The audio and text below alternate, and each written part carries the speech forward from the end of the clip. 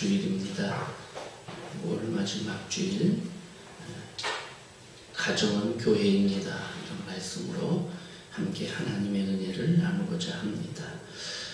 오늘 본문에 여러 사람들의 이름이 나옵니다. 바울은 자기가 편지를 쓸 때 앞부분에서 축복하고 뒷부분에 가서 여러 사람들의 이름을 쓰면서 이 사람은 이렇게 하고 저렇게 하고 또 축복하고 그 사람들의 안부를 묻고 이렇게 편지를 이런 방향으로 늘 썼어요. 오늘 본문에도 여러 사람 이름이 나와요. 먼저 두기고 10절에 나와 함께 갇힌 아리스다고라는 사람이 나오는데, 이 아리스다고는 바울을 전도할 때 바울을 따라다니다가 아마 로마에까지 같이 간 것 같아요. 로마에 가서 감옥에 지금 갇혀 있거나 또는 갇혀 있지 않아도 바울의 시중을 듣느라고 지금 갇힌 자처럼 사는 거예요. 그래서 그런 동력자고요. 그 다음에 바나바의 생질인 마가 이렇게 돼 있는데, 마가복음을 쓴 그 사람입니다. 이 사람은 바나바의 조카예요. 그리고 베드로의 제자입니다. 그래서 베드로를 따라다니면서 복음을 받고 가르침을 받아서, 그래서 이 베드로를 통해서 성경을 썼어요. 그게 마가복음이에요. 마가복음을 기록을 했고요. 이 마가는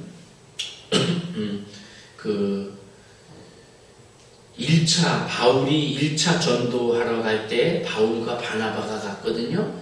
그때에 같이 따라갔어요. 나도 전도하는데, 바울의 선교하는데 따라가야겠다.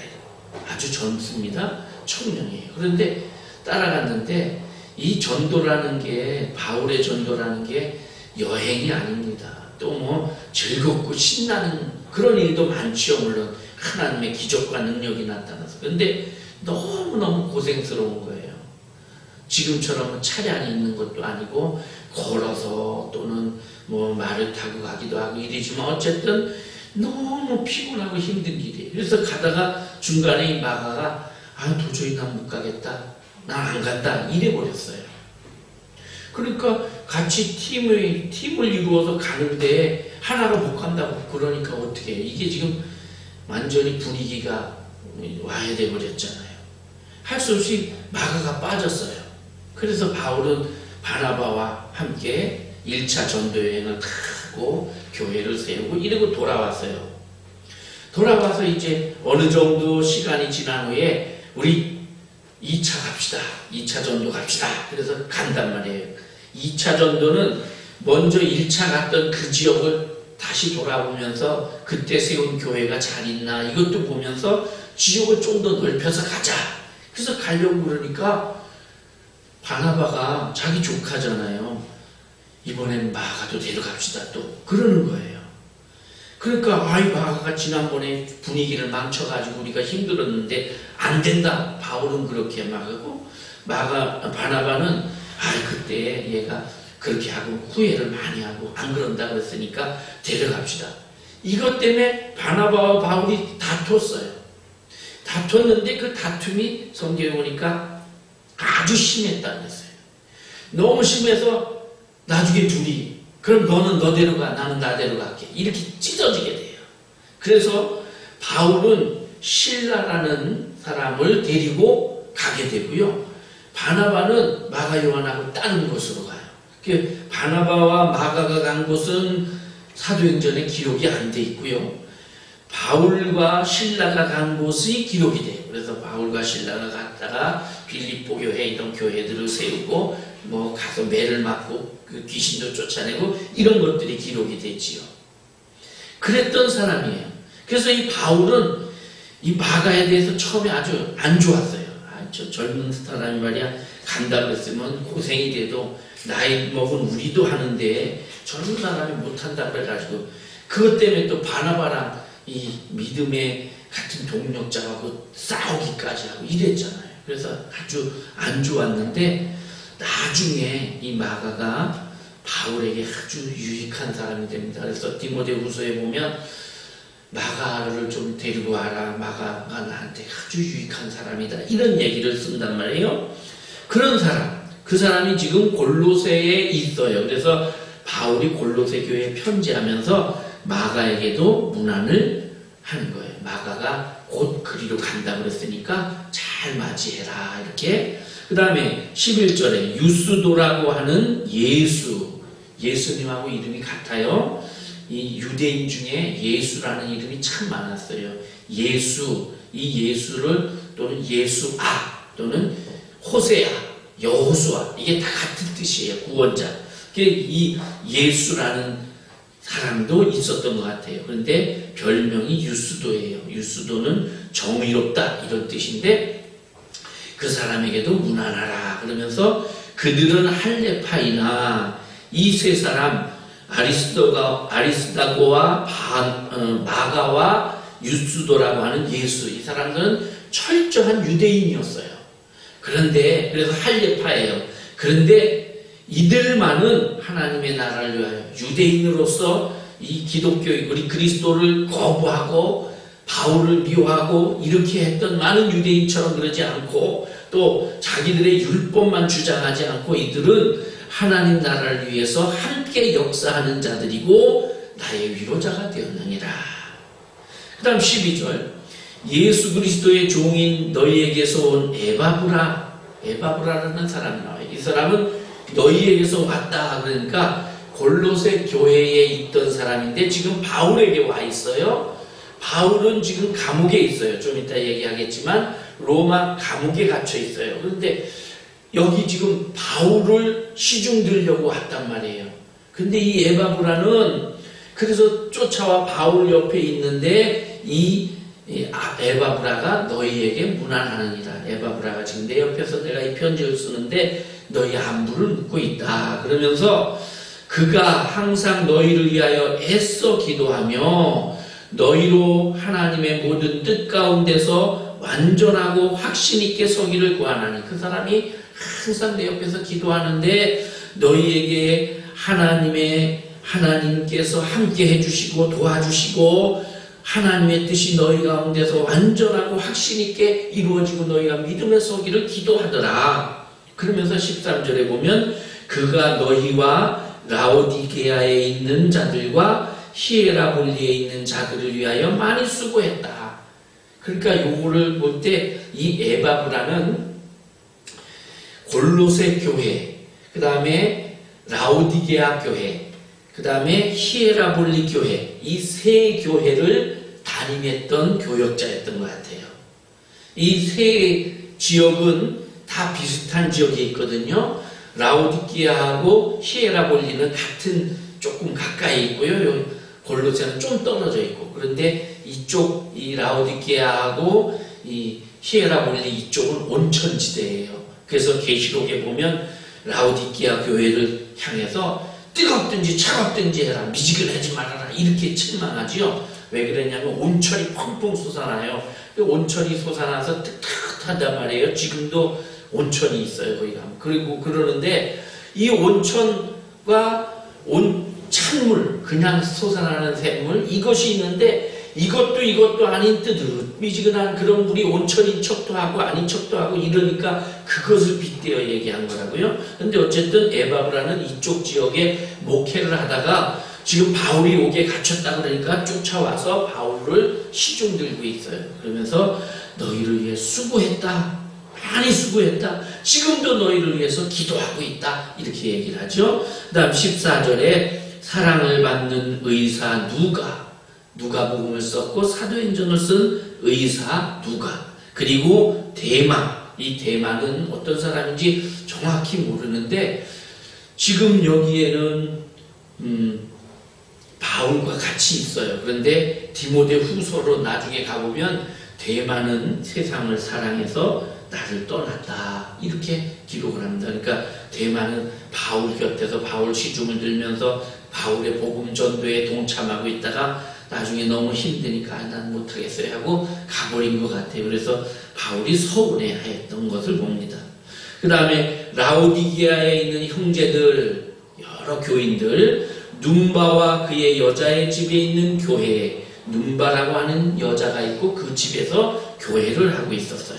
거기에 문안하고 이 편지를 읽고 저 라오디게아 교회에도 갔다가 읽게 해라. 그리고 라오디게아에서 오는 편지가 있으면 너희가 그것도 읽어라. 이렇게 하면서 또 17절에 아키뽀에게 이르기를 주 안에서 받은 직분을 삼가 이루라. 아키뽀가 아마 이 에바브라가 지금 바울에게 오니까 대신해서 뒤를 이어서 교역자 역할을 하고 있는 것 같아요. 그래서 아키뽀 네가 주 안에서 받은 직분을 잘 해라. 이렇게 부탁을 합니다. 그러면서 18절에서 내가 편지를 친필로 쓴다. 내가 지금 매일 것을 감옥에 갇혀 있는 걸 기억해라. 은혜가 너에게 있을지어다. 이렇게 축복하면서 골로새서가 끝이 나요. 자, 오늘 이 골로새서는 편지입니다. 편지. 골로새라고 하는 지역, 그 교회에다가 쓴 편지예요. 편지인데 바울의 이 편지를 보면, 서신을 보면 대부분의 그 교회에다가 보냈죠. 그 교회에 또는 개인에게 보낸 것도 있어요. 빌레몬서 같은 거 이런 건 개인에게 보냈는데 어쨌든 교회에 보냈단 말이에요. 근데 그 교회들을 보면 대부분 가정에서 교회가 되고 있는 걸 볼 수가 있어요. 오늘 말씀에도 15절에 보면 눈바와 그 여자의 집에 있는 교회 이렇게 돼 있죠. 그 말고도 성경을 쭉 읽어보면 이 예루살렘 교회는 어디서 시작이 됐느냐? 마가의 다락방에서 시작됐잖아요. 이 마가가 여기 나오는 아까 이 마가예요. 이 마가의 어머니가 마리아예요. 마리아가 참 많았어요. 그 마리아인데 이 마리아 어머니 마리아 그 집에 다락방 2층 꼭대기 그 넓은 방 120명이 들어가고 남으니까 아주 그런 큰 공간이잖아요. 그런 곳에서 교회가 예루살렘 교회가 시작이 됐단 말이에요. 그런가 하면 빌립보 교회는 루디아라고 하는 자주장사 집에서 시작이 됐고 오늘 본문의 이 라오디게아 교회는 눈바라고 하는 여자 집에서 시작됐고 골로새 교회 이 골로새 교회는 빌레몬이라고 하는 사람 집에서 시작이 됐고 고린도 교회는 가이오라고 하는 사람 집에서 시작이 됐고 또 에베소 교회는 그 아굴라와 브리스길라 집에서 시작이 됐고 이 바울의 편지를 보면 이게 다 나와요. 초기 기독교는 교회가 없었어요, 여러분. 지금처럼 뭐 여기 가면 교회 성전이 있고 저기가 이게 없었어요. 회당들이 있었는데 회당은 기독교가 그리스도인들이 함부로 드나들기가 힘들었어요. 물론 바울이 가는 곳마다 회당에서 복음을 가르치기는 했지만 회당은 유대인들의 모이는 곳이기 때문에 그리스도 그 당시 기독교 예수를 가지고 가면 배척당했거든요. 우리는 그 모세의 율법과 구약을 믿는데 어디서 예수를 구세주라고 하면서 메시아라고 하면서 예수를 가르치니까 이거 아니야 이러고 거절을 했다고요. 물론 몇몇 교회 몇몇 회당에서 회당장들이 예수를 믿고 우리 회당에 와서 가르치십시오 이렇게 한 데도 있긴 하지만 그러니까 교회가 없었어요. 모일 곳이 없으니까 어디서 모이느냐? 가정집에서 모이는 거예요. 가정집에서 모이고 그러다가 이제 주 313년 콘스탄틴 로마 대 황제가 기독교에 자유를 주지요. 그러면서부터 이제 교회를 세우기 시작을 하고 교회를 세워서 사람들이 모이기 시작하고 이랬어요. 그 전까지는 모이는 곳이 마땅치 않아서 그래서 조금 넓은 집 이런 집을 택해서 모이고 그러다 보면 또 핍박을 받고 이랬단 말이에요. 오늘 본문에도 그런 거 뒷받침해주는 얘기가 나오고요. 자, 지금 바울은 이 골로새서를 쓰는데 어디서 쓰느냐? 아까도 얘기한 것처럼 로마 감옥에서 씁니다. 바울이 유대인들에게 공격을 받으니까 재판을 받았잖아요. 사도행전에 보면 재판을 받다가 자꾸 이제 자기를 이 악한 대로 몰고 가니까 안 되겠다 싶어서 나는 로마 사람이다. 너희들이 날 재판할 권한이 없다. 나는 로마의 황제의 재판을 받겠다. 이렇게 해버린단 말이에요. 그러니까 총독이 네가 로마 사람이야? 황제에게 재판을 받겠다고? 그러니까 할 수 없이 알았다. 그때부터 유대인들이 함부로 못 건드리게 되고 로마 총독이 이 바울을 잘 보호해서 로마로 보내는 거예요. 그 로마로 보내서 로마에서 황제에 속해 있는 법원에서 정식으로 로마인으로서 재판을 받게 됩니다. 로마에 갔는데 로마에 가니까 로마에 가서 이 재판을 대기하고 조사를 해보니까 뭐 큰 죄 진 게 없잖아요. 바울이 무슨 죄를 졌어요? 예수님 전한 것밖에 죄 진 게 없잖아요. 그러니까 큰 죄가 아니라고 생각하고 바울을 대기자로 그냥 뭡니까 미결수로 그렇게 그냥 뒀단 말이에요. 그게 미결수니까 지금처럼 뭐 미결수도 우리는 구치소에 들어가 있지만 그 당시엔 그게 아니니까 미결수로서 다른 지역을 함부로 다닐 수는 없지만 로마에 거주할 수 있게 쇠방을 얻었어요. 그래서 사도행전 끝부분에 이렇게 써 있습니다. 바울이 온 이태를 자기 셋집에 머물면서 자기에게 오는 사람을 다 영접하고 하나님 나라를 전파하며 주 예수 그리스도에 관한 모든 것을 담대하게 거침없이 가르치더라. 사도행전이 이렇게 끝나요. 그러니까 바울이 그렇게 했다. 그 이후에 어떻게 됐다. 뭐 이 얘기 안 써요. 바울이 죽었다. 이 얘기도 여기 안 써요. 나중에 이제 전해오는 전통에 보면 바울은 그래서 그렇게 복음 전하다 다시 1차로 들어갔다가 풀려나서 셋집을 얻어서 살다가 2차로 다시 감옥에 들어가고 그때 이제 기독교 박해가 더 심해지는 때 끌려 들어가서 거기서 얼마 후에 이제 참수형을 당해서 죽습니다. 그래서 바울이 참수당했던 곳에 이렇게 목이 3번 튀었다. 거기마다 샘이 솟았다. 이래서 지금도 그런 곳이 이렇게 있어요.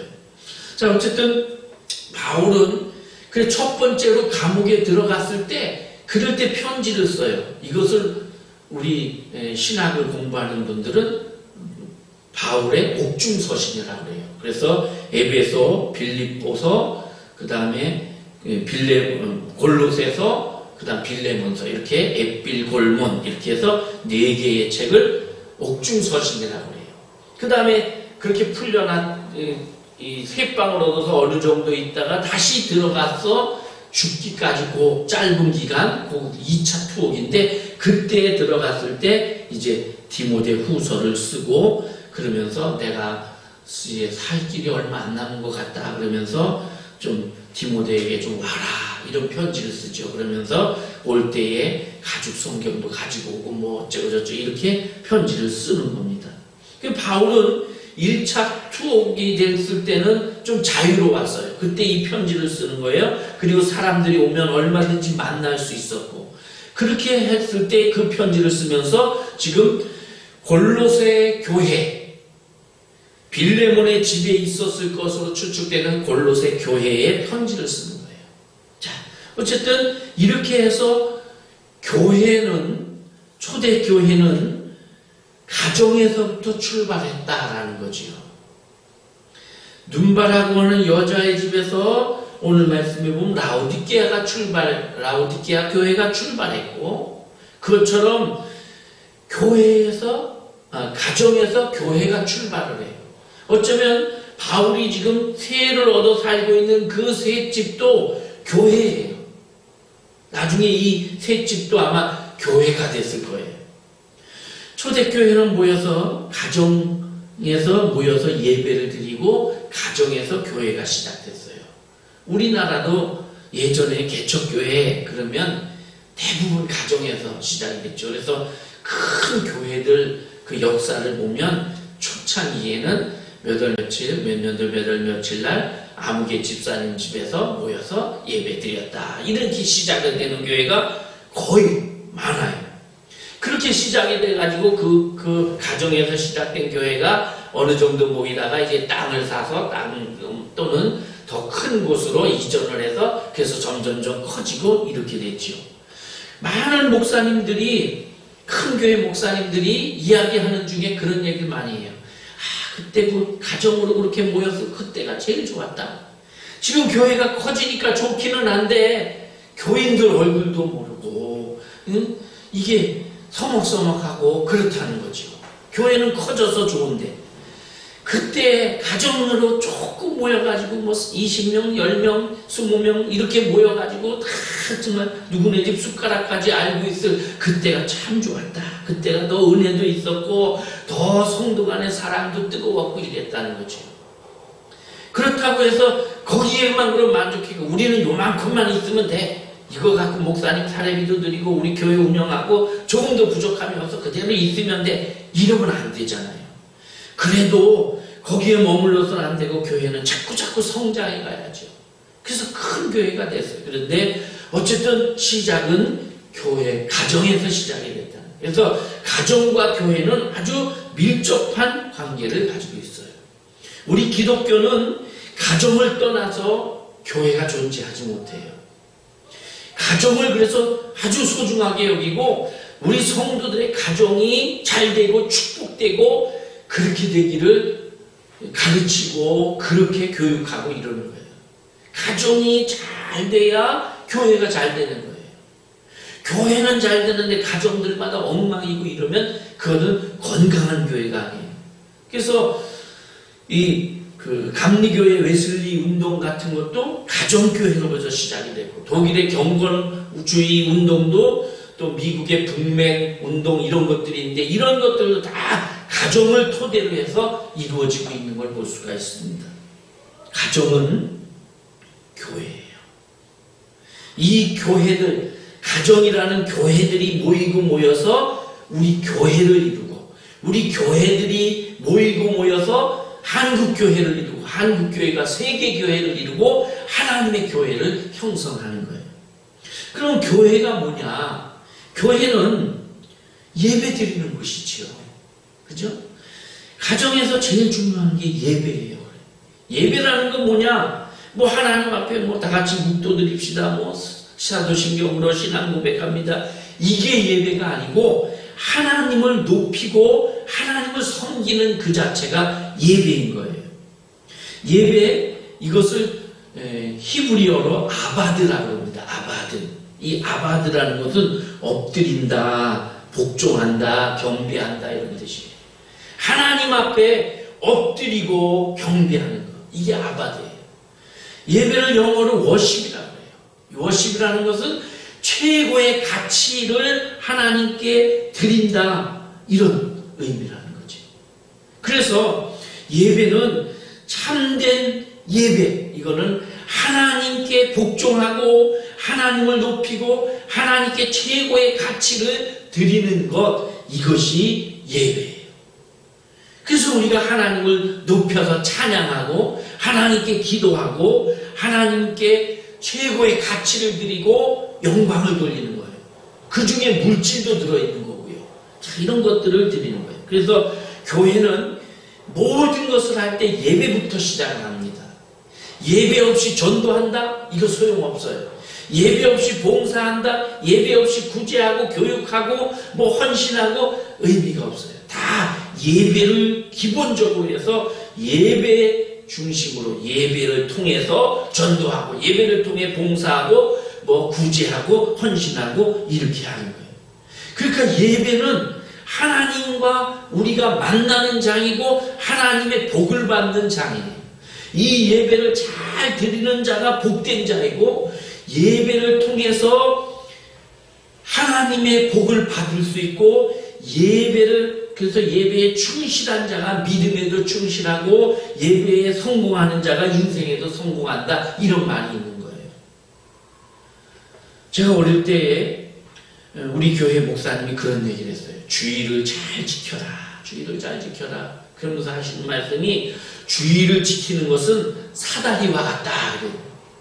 무슨 말이냐면 사다리가 이렇게 쭉 있으면 층계층계 이게 중간중간에 이게 발판이 있어야 되잖아요. 그걸 탁탁 딛고 점점 위로 올라가는데 그게 하나 중간에 빠져버렸어. 그러면 여기 그 다음 단계는 중간계 없으면 올라가려면 힘들잖아요. 근데 이게 두 개가 빠졌어. 그럼 더 힘들잖아요. 그것처럼 주의를 한 번 빼먹으면 믿음으로 성장하기가 힘들어진다. 두 번 빼먹고 세 번 빼먹고 자꾸 빼먹으면 이 사이가 벌어지면 2단계에서 2단계로 올라가는 게 너무너무 힘들다. 그러니까 주의는 빠지면 안 된다. 맞아요, 여러분. 그래서 걱정스러운 게 우리 지금 코로나19 때문에 우리 모이는 예배들이 점점 이제 사라지고 있어요.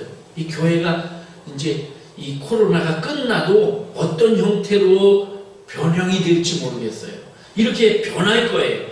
그런데 문제는 모이는 것에 이제 사람들이 역정을 안 둘 거예요. 옛날처럼 모여야 돼 이런 생각 안 하고 이제는 나 오늘 교회 못 가니까 그냥 인터넷으로 예배 드리고 그렇게 할 거야. 이게 이제 대세가 될 거예요. 이게 걱정이에요. 어쨌든 예배가 중요해요. 교회는 예배 드리는 장소예요. 가정도 역시 마찬가지예요. 가정도 예배를 잘 드리는 곳이 돼야 돼요. 하나님을 높이고 하나님께 최고의 가치를 드리고 하나님 중심으로 이어져 가야 되는 거예요. 구약에 많은 우리 신앙의 선배들 모습이 나오는데 거기 보면 가정 예배가 잘 이루어진 것을 볼 수 있습니다. 노아의 가정, 그 시대 사람들이 죄가 얼마나 가득했어요. 꽉 차서 죄가. 그래서 터질 것 같아. 죄가 관영했다고 되어 있거든요. 터질 것처럼 꽉 차 있는데 그런 상황에서 하나님이 노아에게 너는 산 위에다가 배를 지어라 그런단 말이죠. 그 산 위에 배를 지을 때 성경에는 그런 얘기가 안 나와 있어요. 그런데 노아라는 영화가 몇 년 전에 개봉이 됐는데 거기에 그런 얘기들이 좀 나온다고 하는데 저는 이거 성경적이지 않은 것 같다. 바위가 막 사람이 되고 이래가지고 그래서 저 그냥 안 봐버렸는데요. 어쨌든 그렇게 노아가 배를 만드는 과정 속에 많은 핍박이 있었을 거란 말이죠. 베드로서에랑 여기 보면 그 내용들이 나와 있어요. 노아가 방주에 들어가기까지 사람들에게 복음을 전했다는 얘기가 나와요.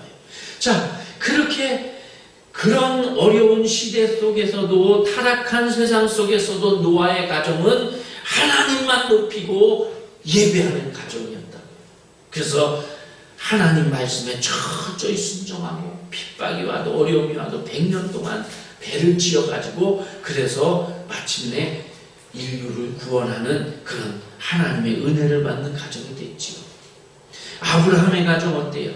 하나님이 가라 그러니까 어디로 가야 할지도 모르고 그냥 갔어요. 가는 곳마다 아브라함은 제단을 쌓았어요. 여호와의 이름을 불렀어요. 심지어는 네 아들을 바쳐라 그러니까 예 하고 아들까지도 죽여서 바칠 정도로 그렇게 하나님을 최고로 높이며 그렇게 교회로서의 역할을 했다는 말이죠.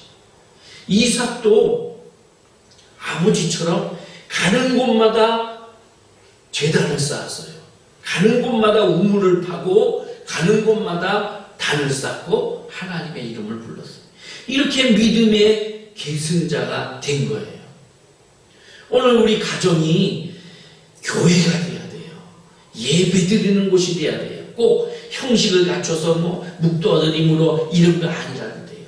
우리 가족들이 다 하나님을 최고로 여기고 하나님 순종하고 하나님 말씀대로 살기를 힘쓰는 그런 교회가 우리 가정이 되어야 된다는 겁니다. 그 다음에 교회는 기도와 찬송과 친교가 있는 곳이에요. 그것이 교회예요. 교회에서 예배 드리고 나면 그러면 따로따로 이렇게 그룹 모여서 기도하고 찬송하고 친교하고 이게 다 교회의 예배의 한 부분이기도 하지만 이게 교회가 하는 일이에요. 역할이에요. 교회들이 공식적인 예배를 정해놓고 드려요. 그렇게 드리고 나서 그다음 각 부서 활동을 하잖아요. 여러 가지로 여전도회도 하고 청년회, 학생회 다 이렇게 활동을 해요. 그렇게 하는 이것 속에 찬송이 들어있고 기도가 들어있고 교제가 들어있는 거예요. 이것이 잘 이루어지는 교회가 건강한 교회고 하나님을 기쁘시게 하는 교회고 이런 교회가 부흥이 되는 거예요. 제가 처음으로 담임 목사를 나갔던 교회가 있었습니다. 그 교회를 나갔는데 예배 때 사람들이 모여서 예배를 잘 드려요. 예배 끝나고 나서 이제 제가 쪽에 나가서 인사를 하면 싹 빠져나가는데 한 5분 만에 다 교인이 싹 빠져나가요. 그냥 조용해요. 집사람하고 저하고 둘만 있게 되는 거예요. 처음에는 정말 너무 낯설었어요. 제가 부목사로 있던 교회는 예배 끝나고 나면 뭐 다 이렇게 어디로 부서별로 가서 여기저기서 막 깔깔대고 웃는 소리, 뭐 찬송하는 소리, 기도하는 소리, 막 사람들이 왔다 갔다 하고 뭐 음식도 막 가지고 왔다 갔다 하고 그러다가 저를 보면 하나 주면서 하나 드셔보세요 이러기도 하고 이랬는데 여기 가니까 예배 끝나고 5분 정도 되니까 조용해지더란 말이죠. 이건 아닌 것 같다. 그래서 제가 이제 한 게 교회 들어오는 입구에다 커피 자판기를 이렇게 중고품을 갖다가 놓고 누구든지 커피를 빼먹을 수 있도록 100원짜리 동전을 잔뜩 여기다 놓고 그렇게 하고 그 다음에 또 청년들이 마음껏 놀고 먹을 수 있도록 저렇게 기도하는 방 하나를 꾸며서 도서관처럼 책을 제 개인 책을 찬뜩 갖다 꽂고 또 책 기증도 받고서 꽂고 책상도 놓고 그리고 너희들 여기서 책 보고 찬양하고 놀다가 라면도 끓여 먹고 이래라 하면서 라면도 그냥 한 박스씩 사다 놓고 김치도 꺼내서 좀 냉장고에 놔두라고 여전도에 지시하고 이렇게 했단 말이에요. 그리고 주일날 식사를 안 하는 거를 우리 식사합시다. 안 되면 한 달에 한 번씩이라도 합시다. 이래가지고 제가 먼저 내고 그러다 보니까 이제 한 주는 장로님이 내고 권사님이 내고 뭐 이렇게 하면서 돌아가면서 식사를 내다 보니까 식사도 하고 그러다 보니까 나중에는 예배 끝나고 이제 여기저기 사람들이 모여가지고 차 마시면서 이야기도 하고 이래요. 특히 우리 청소년들이 교회 남아가지고 기타 친다 그러고 뭐 운동한다 그러고 이러면서 모여서 집에 안 가요. 그래서 나중엔 제가 너 집에 좀 가라. 집에 가서 공부 좀 하는 척 하다가라도 와라. 부모님들이 교회만 이러고 있으면 되겠냐. 그렇게 할 정도가 됐어요. 교회가 그렇게 돼야 돼요. 교회에 사람이 자꾸 모이고 자꾸 모여서 교회가 그래서 점점 커질수록 뭐 취미교실도 하고 문화교실도 하고 이런 거 하면서 찬송소리, 기도하는 소리, 친교의 소리가 자꾸 끊이지 않아야 돼요. 여러분 우리 가정도 그래요. 우리 가정에 소리가 나야지요. 무슨 소리가 납니까? 싸우는 소리? 아니죠. 뭐 싸우는 소리, 그릇 깨지는 소리, 울음소리, 폭력의 소리, 신음소리 이런 소리가 나는 것이 아니라 기도와 찬송과 친교의 소리가 나야 돼요. 기도 소리가 뭐냐? 가정에서 서로 기도가 뭡니까? 하나님께 우리 소원을 얘기하는 거잖아요. 마찬가지로 가정에서 서로 자녀가 부모에게, 부모가 자녀에게 서로 기도하는 거예요. 아버지, 저 이것 좀 해주세요. 엄마, 저 용돈 좀 주세요. 뭐 이렇게, 이게 기도예요. 우리 가족 간에. 또 부모가 자녀에게 하는 게 있어요. 공부 좀 해라. 무슨 건강해야 된다. 이거 이렇게 해라. 저렇게 해라. 이게 다 기도예요. 서로 간에 서로 기도해야 돼요. 그러면서 이 모든 것을 모아서 하나님께 기도로 올려드리는 거예요. 하나님, 우리 가정에 보니까 우리 아들이 이런 게 필요하답니다. 제가 해줄 수 없을까? 하나님이 해주세요. 부모가 자녀에게, 자녀가 부모에게, 그리고 가족이 함께 하나님께 기도하는 거예요. 이렇게 무릎 꿇고 기도하는 그 기도가 있는 가정이 돼야 돼요. 찬송은 뭡니까? 찬송은 우리의 대상자 하나님을 높이고 칭찬하는 노래예요. 그죠? 국어사전에 보면 신을 높이고 칭찬하는 노래가 찬송이에요. 가정에도 찬송이 있어야 돼요. 자녀는 부모를 칭찬해야 돼요. 우리 어머니 감사합니다. 우리 아버지 참 멋있습니다. 칭찬해야 돼요. 우리 부모는 자녀를 칭찬해야 돼요. 참 너 잘했어. 잘했어. 너 멋져. 이렇게 해줘야 돼요. 이 칭찬과 함께 하나님께 칭찬해야죠. 하나님을 칭찬해야죠. 이런 찬송이 이루어져야 돼요. 그러면서 끊임없이 친교해야 돼요. 옛날에는 맛있는 거 있으면 싸가지고 와서 자녀에게도 주고, 자녀들도 맛있는 거 있으면 부모님께 드리고 이러죠. 지금은 이제 먹을 것이 흔해지니까 이런 게 없어졌어요. 근데 그렇게 하면서 가족 간의 사랑을 서로 확인도 하고 또 서로 웃고 이야기하면서 그러면서 많은 교제를 이루지요. 시편 128편에 보면 내 집 내 실에 있는 내 안에는 견실한 포도나무 같으며 내 상에 둘린 자식은 어린 감람나무 같으리로다. 이걸 한번 그림으로 그려보세요. 안에는 견실한 포도나무, 풍성함과 기쁨을 주는 그런 풍성한 포도 열매가 있고, 자식들은 막 싹이 자라는 어린 감람나무. 이 싹이 자라면 앞으로 감람나무처럼 크게 커서 수많은 이 감람 열매를 맺혀서 이 감람 열매로 기름도 짜고, 그래서 많은 사람들에게 유익을 주는 꿈이 있는 이 어린아이들, 다 한 가족이 내 집 내 실에 모여서 둘러앉아서 웃고 떠들고 있단 말이에요. 이게 여호와를 의지하는 가정, 그 가정이 이런 복을 받을 것이라. 여러분, 이런 친교가 있는 가정이 돼야 돼요. 성경에 보면 동방의 우스 땅에 욥이라고 하는 의인이 있었어요. 이 욥이 자식이 10명 있었습니다. 아들이 7, 딸이 3. 근데 얼마나 이 형제간의 의가 좋은지요. 생일 때가 되면 각자 자기 집으로 초청을 해가지고 잔치를 베풀었대요. 그러니까 형 생일이면 동생들이 우르르 초청받아 가가지고 같이 떠들고 웃고 이러면서 맛있는 고기도 구워 먹고 과일도 먹고 이러면서 그러면서 서로 축복해주고, 또 동생 생일 때는 그렇게 하고 이렇게 했다는 거 아니에요. 어떤 집은 모이기는 그렇게 잘 모이는데 모여가고 끝판에 꼭 술 먹고 싸워. 근데 그런 집도 있어요. 그런데 이 집은 그렇게 하면서 그랬어요. 자, 그러면 형제가 10명이면 한 달에 한 번꼴로 지금 그런 생일이 있는 거 아니에요. 자, 그런데다가 자기만 있나요? 자기 배우자들이 있으면 20번. 거기다가 애들까지 태어나면 조카들까지 하면 매달 매주 이 잔치가 서로 끊이지 않고 그랬던 거예요. 그런데 그렇게 그걸로 끝난 게 아니고, 그렇게 하고 난 다음에 욥기 1장 5절에 보면 잔치가 지나면 욥이 그들을 불러다가 성결케 하되 아침에 일어나서 그들의 명수대로 번제를 드리고 혹시 내 아들들이 죄를 범하여 마음으로 하나님을 배반하였을까 함이라 하였다. 욥은 욥대로 그 자식들이 모여서 그렇게 깔깔대고 친구하고 이거를 그리고 나면 하나님, 혹시 우리 자식들이 모여가지고 쓸데없는 말하고 하나님을 거역하는 그런 소리나 해야 되고 하나님 앞에 경건하지 못한 모습들이 있었습니까? 그러면서 하나님 앞에 속죄의 제물을 드렸단 말이죠.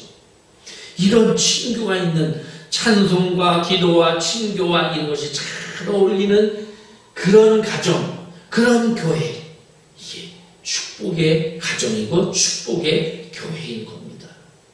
그 다음에 교회가 하는 일 중에 예배 드리는 거, 교육하는 거, 기도하고 찬송하고 친교하는 거, 이거 있죠? 또 하나는 교회는 구제하고 선교하는 곳이에요. 교회 사명에는 복음 전하는 사명이 있어요. 아무리 교회가 뭘 해도 복음을 전하지 않으면 그 교회로서 사명을 잘 못하는 거예요.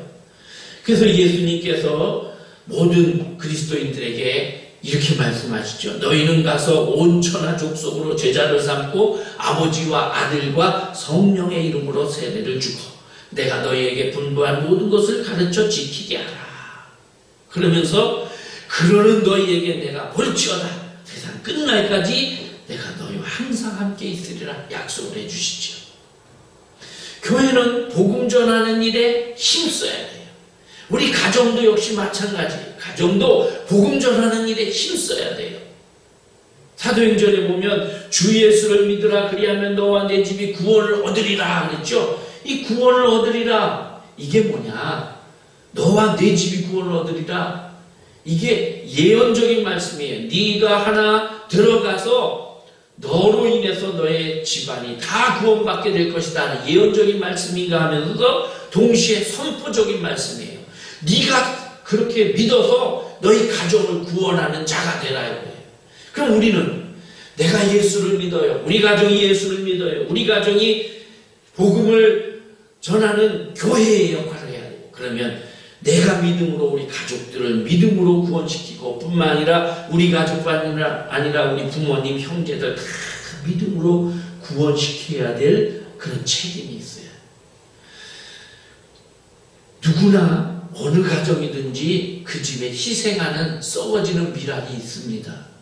누군가 희생하지 않고 가정이 올바로 설 수가 없어요. 그것이 어떤 집은 아내가 되고 어떤 집은 남편이 되고 어떤 집은 어머니가 되고 또 자식이 될 수도 있고 누군가. 근데 성경은 우리를 너가 그 가정에서 복음의 씨앗이 되라고, 썩어지는 씨앗, 하나님 미랄이 되라고 그렇게 말씀하는 거예요. 그게 우리가 복음을 전하는 일에 썩어지는 씨앗이 되어서 내가 우리 가정을, 우리 형제들을, 우리 이웃을 복음으로 구원시키는 그 역할을 해야 되는데 그 역할을 우리 가정으로부터 시작을 하는 거죠. 가정은 또 구제하는 거예요. 가족들을 우리가 함께 서로 구제하고 서로 도와줘야 돼요. 더 나아가서 이웃과 다른 사람들, 더 나아가 다른 민족, 다른 저 외국에 있는 사람들까지도 우리가 도와줄 수 있는 만큼 도와줘야 돼요. 사도행전 10장의 로마의 백부장인 고넬료의 가정이 하나님을 잘 섬기고 기도했어요. 근데 어느 날 천사가 나타납니다. 그리고 말합니다. 천사가 가로되 내 기도와 구제가 하나님 앞에 상달되어 기억하신 바가 되었다. 그러면서 저 요바에 있는 베드로를 초청해다가 또 복음을 받아라. 그래서 그렇게 베드로 초청해서 온 가족이 모여서 우리가 주의 앞에 있나이다. 그러니까 베드로가 복음을 전했는데 이방인한테는 복음 전하는 게 그때까지만 생각도 못했어요. 이방인들은 뭐 우리 유대인들이나 믿어야지.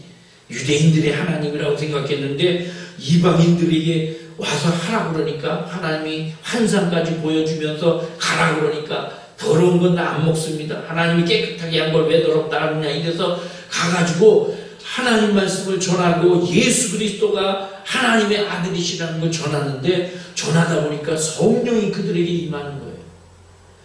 그러면서 세례를 주십시오 우리도. 그러니까 하나님이 성령을 주시는데 내가 뭔데 세례를 거부하냐고 베드로가 그들에게 세례를 주지요. 나중에 예루살렘 교회에 가서 보고할 때에 내가 그렇게 했더니 이방인에게도 성령이 임하더라. 하나님은 우리만의 유대인들만의 하나님이 아니라 이방인들에게도 하나님이 되시고 이방인에게도 복음을 전해야 된다는 걸 알았다. 이렇게 베드로가 얘기를 했고요. 나중에 하나님은 바울을 통해서도 그래서 이방인들에게도 복음을 전하게 되지.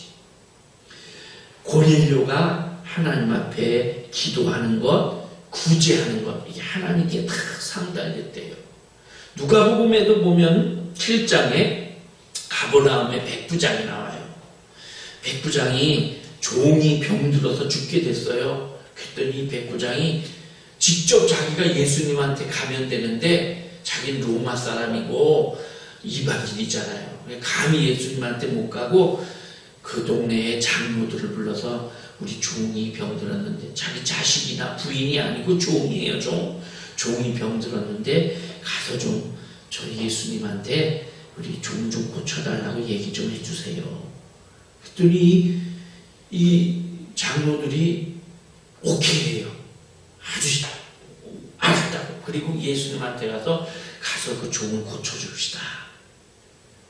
그 사람을 고쳐줘야 되는 것. 그러면서 뭐라 그러냐면 이 일을 하시는 것이 이 사람에게 합당하니이다. 저가 우리 민족을 사랑하고 또한 우리를 위하여 회당까지 지었나이다. 저가 우리 민족을 사랑해서 우리 민족을 도와주고 구제해주고 회당까지 지어줬다.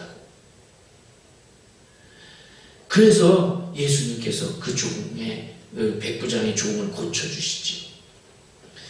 우리나라에 졸부라는 말이 있어요. 이 졸부가 뭐 잠실 같은데 옛날에 그냥 버려지는 땅 그런데 차지해가지고 농사나 짓고 이러던 사람들이 개발의 바람을 타고 그러면서 막 아파트 가서 그러면서 갑자기 땅을 보상받고 이래서 부자가 됐어요. 지역에도 그런 사람들이 많아요. 자기 땅 가지고 있던 거 별로 희망이 없던 땅인데 갑자기 그쪽 지역이 관광지역으로 개발이 되고 이러면서 막 그래가지고 그냥 보상을 받으니까 하루아침에 막 평생 만져보지도 못한 수많은 돈을 갖게 됐단 말이에요. 그래서 막 빌딩도 사고 이러는데 그렇게 해서 부자가 됐어요. 왜 졸지에 부자가 돼서 졸부라 그래요. 근데 다른 또 나쁜 뜻이 있어요. 뭐냐면 부자 자격이 없는데 부자가 됐다는 거예요. 그게 뭔 소리냐? 부자가 됐는데 이 돈을 쓸 줄을 몰라. 그래가지고는 그냥 먹고 마시고 흥청거리면서 부패한 곳에만 쓰는 거예요. 그렇게 하다가 자식들에게 물려주니까 자식들도 이 돈을 쓸 줄을 몰라가지고 그거 가지고 그냥 안 좋은 곳 그래서 뭐 오렌지족이 생기고 이랬잖아요. 자, 우리 자녀들이 잘 성장해서 이 가정에서 남을 돕는 것 이런 거를 배워야 되는데 그걸 못 배워서 그게 졸은 거예요. 예수님이 말씀하십니다. 심판대에 양과 염소를 갈라놓고 그들에게 말하죠. 너희는 내가 먹을 때에 굶주릴 때 먹을 것도 안 줬고 목마를 때 마실 물도 안 줬고 옥에 갇혔을 때 나를 돌보지도 않고 나그네 됐을 때 영접도 안 했고 막 그러니까 주님이 언제 그러셨습니까? 그렇게 묻지요. 그러니까 너희 곁에 있는 이 사람들 그 사람들을 안 한 게 나한테 안 한 거다. 그 사람들한테 한 것이 나한테 한 거다 이거잖아요. 구제해야 되는 이유가 여기 있는 거예요. 다른 사람을 도와줘야 되는 당위성이 여기 있어요. 바로 그들에게 하는 것이 주님에게 하는 것이라는 거죠. 그래서 우리 그리스도인들이 가정을 통해서 이렇게 선교하고 구제하는 걸 배워서 가정이 교회 역할을 해야 되는 거예요. 가정은 정원과 같아요. 정성을 들여서 가꾸면 그러면 참 좋은 정원이 되지만 그냥 내팽개치면 잡초와 벌레들이 무성해져요. 농사 짓는 할머니 한 분이 짜증스럽게 그런 얘기를 해요. 조금만 신경 안 쓰면 밭에 비만 한 번 오고 뭐 이러면 그냥 잡초가 나는데 왜 그렇게 나는지 그래서 농사꾼들은 부지런해질 수밖에 없다 이래요. 그래요. 가정이 그래요. 잘 돌보지 않으면 잡초는 그냥 내버려둬도 막 크지만 정원은 가꾸어야 돼요. 우리 가정이 잘 가꾸어줘야 돼요. 교회의 역할을 해야 돼요. 5월 한 달 전은 가정에 대한 말씀을 계속 이야기했습니다. 가정은 천국과 같습니다. 하나님이 주인이 되시고 영혼의 만족이 있고 물된 동산처럼 그렇게 사랑과 용서가 있는 천국 같은 가정. 가정은 병원과 같아요. 세상에서 상처받고 힘들고 지친 그런 우리 가족들을 서로 위로하고 치유해주는 역할을 가정이 해야 돼요. 가정은 학교예요. 끊임없이 배우고 가르쳐야 돼요. 서로 부부간에 자녀들에게 부모에게 배우고 가르치는 역할을 해야 돼요. 그리고 가정은 작은 교회예요. 여러분의 가정이 하나님 앞에 예배하고 찬송하고 기도하고 친교하고 구제하고 복음을 전하는 그런 좋은 교회가 되도록 우리가 그렇게 가꾸어 나가야 되는 겁니다. 여러분의 가정이 정말 복된 그런 가정이 되시기를 바랍니다. 기도하겠습니다. 하나님